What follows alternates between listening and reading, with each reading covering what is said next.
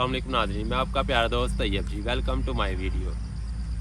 अच्छा, आज हम आए हुए थे मॉर्निंग वॉक के लिए। हमने सुबह फजर की नमाज़ पढ़ी, उसके बाद हम आगे मॉर्निंग वॉक के लिए हम एक पार्क में आए थे। तो इधर माशाल्लाह बहुत अच्छा व्यू था, सब्ज़ा था, और साथ आप पीछे भी देख रहे हैं कैसा व्यू है। तो हम वॉक हमने कर ली थी, अब हम वापस जाने लगे थे। ज़िशान भाई ने बोला कि छोटी सी वीडियो बना लेते हैं, तो इस सिलसिले में आज हम बैठ गए। तो वीडियो हमारी थी ईद मिलादुल नबी के बारे में। जैसा कि आप सब जानते हैं कि माह रबीउल अव्वल चल रहा है, जिसको माह दुरूद शरीफ भी कहा जाता है। तो ज़िशान भाई, ये देखें, ये माह रबीउल अव्वल का महीना है जी माशाल्लाह। हमारे प्यारे नबी हज़रत मोहम्मद सल्लल्लाहु अलैहि वसल्लम की विलादत का महीना है। क्या 12 रबीउल अव्वल को इस दुनिया में तशरीफ़ लेकर आए थे। ठीक है, ऐसे ही है। वैसे तो आप जो आप वसल्लम को अल्लाह ताला ने बनाया था, वो तो काफ़ी अर्सा पहले अल्लाह ताला ने अपने नूर से हमारे नबी को नूर को पैदा बनाया, जिससे ये कहना चल रही है। लेकिन इस दुनिया का मकसद भी आप वसल्लम के लिए है। दुनिया को इसलिए बनाया कि क्योंकि आप वसल्लम ने तशरीफ़ लेके आना था। अच्छा, हम आते हैं ईद की तरफ। हमारी जो मशहूर ईदें हैं मुसलमानों की, 3 ईदें हैं। तो आप बताएं कि सबसे बड़ी ईद कौन सी है? ईद मिलादुल नबी, ईद उल फितर या ईद उल अज़हा? जी तो ये भाई, सबसे पहले तो आपको मुबारकबाद इस चीज़ की है कि आज माशाल्लाह 12 रबीउल अव्वल का दिन का आगाज़ हो चुका है। माशाल्लाह। और जिस टाइम हम यहाँ आए थे ना, वो वक्त था जो सरकार की विलादत व शहादत का वक्त था ना। उस वक्त हम यहाँ पे तशरीफ़ लाए थे और अल्हम्दुलिल्लाह हम दुरूद पाक भी पढ़ रहे थे। तो आके भी हमने नाज़ शरीफ ही सुनी है। अब आते हैं आपके सवाल की तरफ। तो जैसा कि आपने कहा कि 3 मशहूर ईदें हैं, और सबसे बड़ी ईद कौन सी है? देखिए, बड़ी ईद तो ईद उल अज़हा को कहा जाता है, लेकिन वो कहा जाता है ईद उल फितर, ईद उल अज़हा। वो तो हमने नाम रखे हैं कि छोटी ईद है, बड़ी ईद है। बड़ी ईद है, लेकिन ये हमने जो नाम रखे हुए हैं, चलिए आपके कहने पे कहते हैं हमने नाम रखे हुए हैं। एक ईद उल अज़हा है और एक ईद उल फितर है। ये 2 ईदें वो हैं कि जो ईद मिलादुल नबी की वजह से हैं। ठीक है, अगर ईद मिलादुल नबी ही ना होती, सरकार की विलादत की खुशी ना होती, सरकार ही तशरीफ ना लाते, तो फिर ये 2 ईदों का भी तस्वर नहीं होना था। ठीक है, ये दोनों ईदें तो सरकार ने हमें कहा है ना कि करनी है, तो हम करते हैं। और इसके अलावा तो इसका हमें समझ, क्योंकि ये ईदें पहले भी थी। ये एक तो हज़रत इब्राहीम अलैहिस्सलाम की याद के लिए है, और दूसरा वो जब रमज़ान के रोज़े रखे जाते हैं तो फिर उसके नाम में है। बिल्कुल।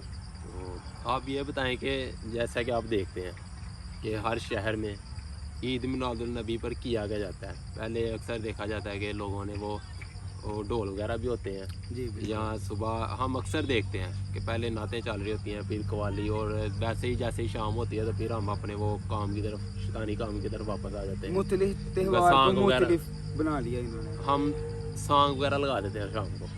सुबह नाते चल रही होती हैं, दोपहर आती है, कवाली आती है, शाम होती है, तो साथ ही ना चौक, आपने भी देखा होगा चौक वगैरह में गाने वगैरह शुरू हो जाते हैं। जी बिल्कुल। तो आप ये बताएं कि इस बारे में क्या है कि यहाँ ये जो ईद है, ये असल में मनाने का तरीका क्या है, क्या करना चाहिए? जी तो ये भैया आपने बड़ा अच्छा पॉइंट रेज़ किया है कि इससे आवाम को बड़ी अवेयरनेस मिलेगी। देखें, ये जो आपने बताया ना, ये चीज़ें हमने, ये कुछ लोग वो हैं, ये कुछ ही लोग हैं, मैंने कुछ लोग लफ्ज़ बोला है, सब नहीं, कुछ लोग हैं जो ये चीज़ें करते हैं।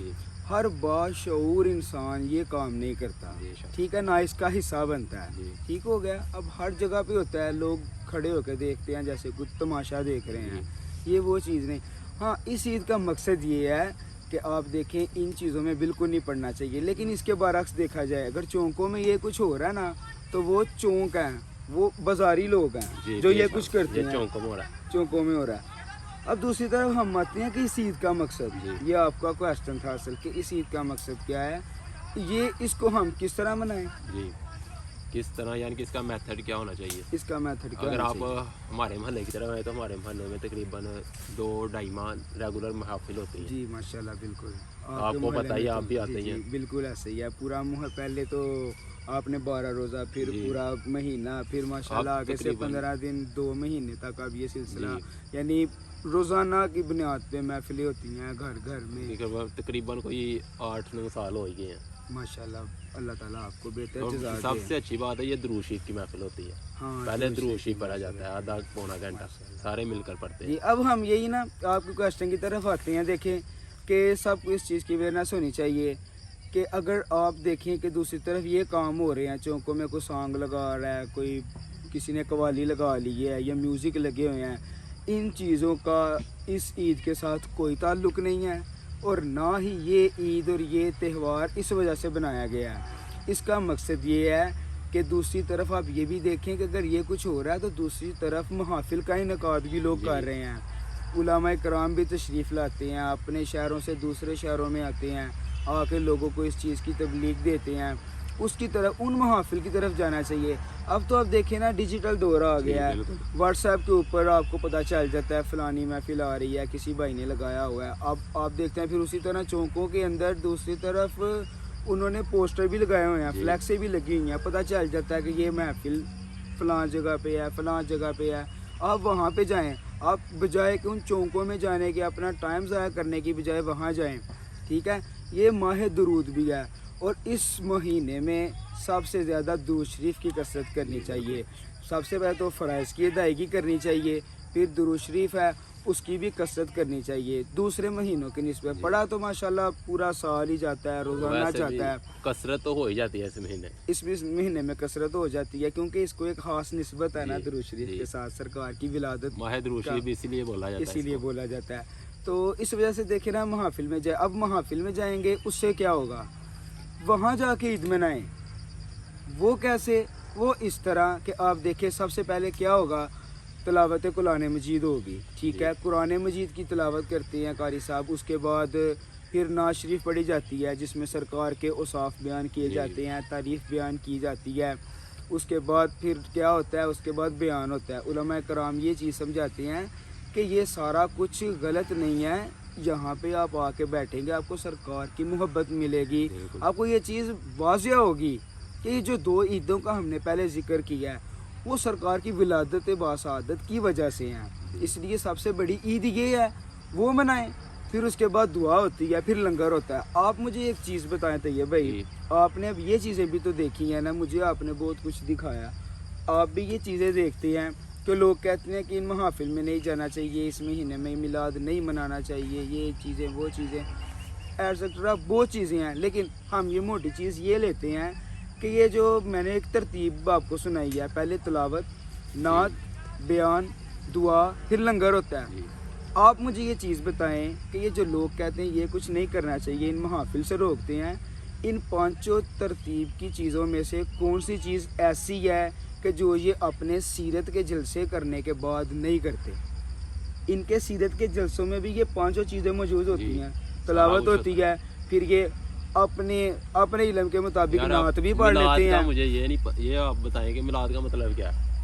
جی، میلاد عربی زبان کا لفظ ہے، میلاد کی زبان کا لفظ ہے، یہی نا ہم لفظی بحث میں پڑھ چکے ہیں، اور یہ لوگ بھی جو ہمارے بولے بالے لوگوں کو تنگ کرتے ہیں نا، اس طرح تنگ کرتے ہیں، ان کو پتہ ہے یہ چیز میں غلطی کچھ نہیں ہے، غلط کچھ بھی نہیں ہے، یہ بس ہم لوگ ہیں جو ان کو تنگ کر رہے ہیں کہ یہ چیز نہ ہو، یہ نہ ہو، سرکار کے ذکر سے روکتے ہیں، اور یہ ذکر ایسا کہ یہ بڑھتے ہی جا رہا ہے۔ ورفعنا اللہ کا ذکر، ورفعنا اللہ کا ذکر، یہ تو اللہ کریم نے ذکر کو آپ کی خاطر بلند کر ہاں، دیا، اللہ کریم نے بھی دیکھے نا، سرکار کی خاطر ان کا ذکر بلند کر دیا، اب کون اس کو کم کر سکتا ہے؟ اگر یہ ہماری بحث نہیں ہے، لیکن یہ کہ میلاد شریف ہے، اس میں آپ کو چاہیے زیادہ سے زیادہ درود شریف کی کثرت کی جائے، ٹھیک ہے، اور دوسرے لوگوں کو بھی اس چیز کی اویئرنیس دینی چاہیے کہ آپ اس میں آئیں اور آ کے صرف اللہ تعالیٰ کے قرآن مجید کی تلاوت ہوتی ہے، پھر نعت ہوتی ہے، پھر بیان ہوتا ہے، دعا ہوتی ہے، پھر بعد میں لنگر ہوتا ہے۔ ظاہری بات ہے، آپ کے گھر کوئی آتا تو کیا آپ اس کی ضیافت نہیں کرتے، آپ اس کو کھانا نہیں کھلاتے؟